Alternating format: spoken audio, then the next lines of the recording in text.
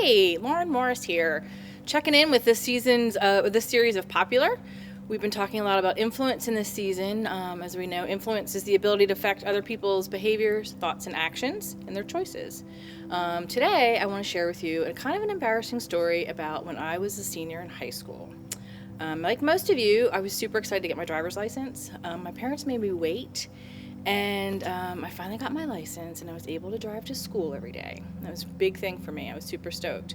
However, early in the school year, I got into a car accident. I totaled the car. It was terrible. Everybody was okay, but I was super embarrassed. Guess what? It doesn't end there. I did it again.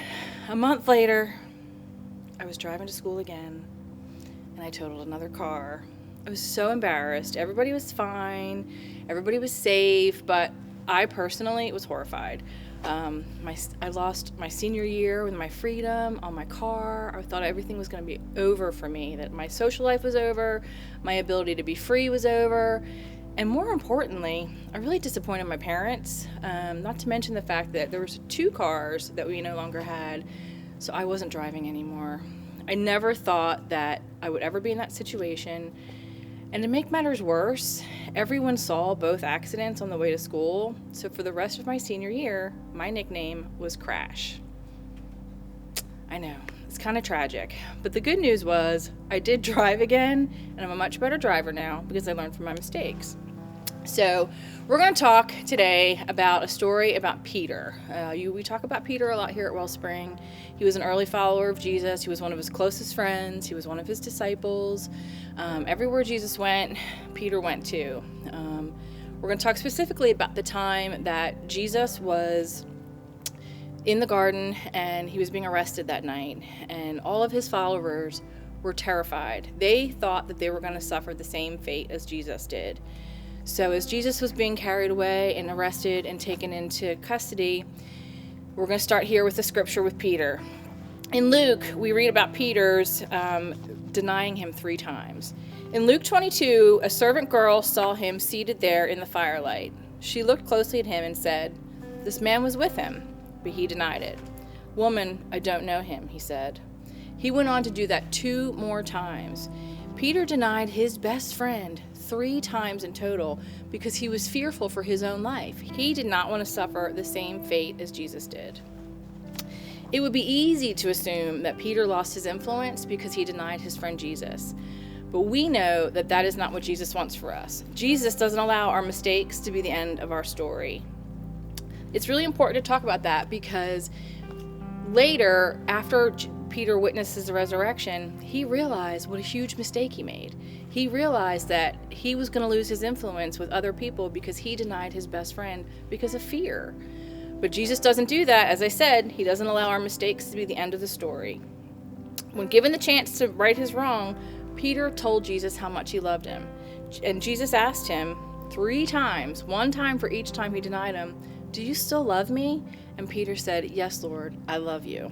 Just as Jesus saw Peter for more than his mistakes, that's how Jesus sees us. He knows that better is possible and better is promised, and this is how we do it.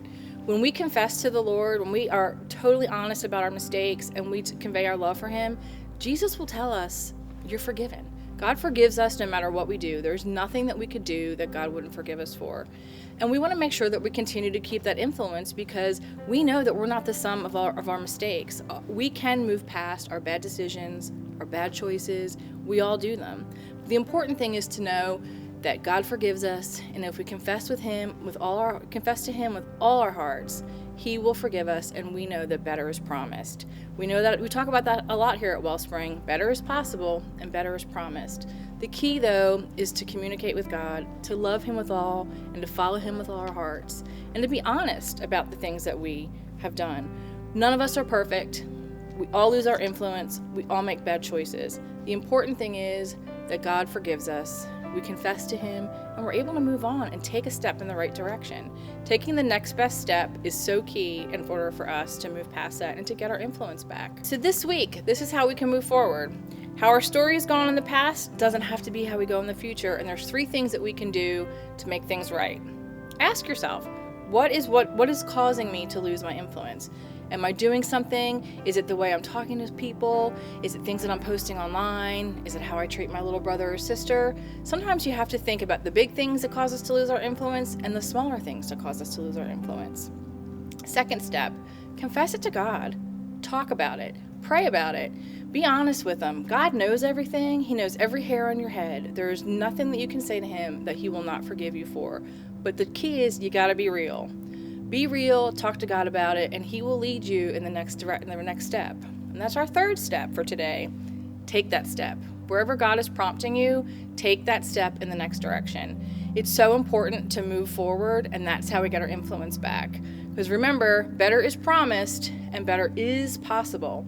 There's nothing that we could do to separate us from God's love, and there's nothing that in our mistake that would be at the end of our story. Every mistake has a fix to it, and Jesus is always the answer.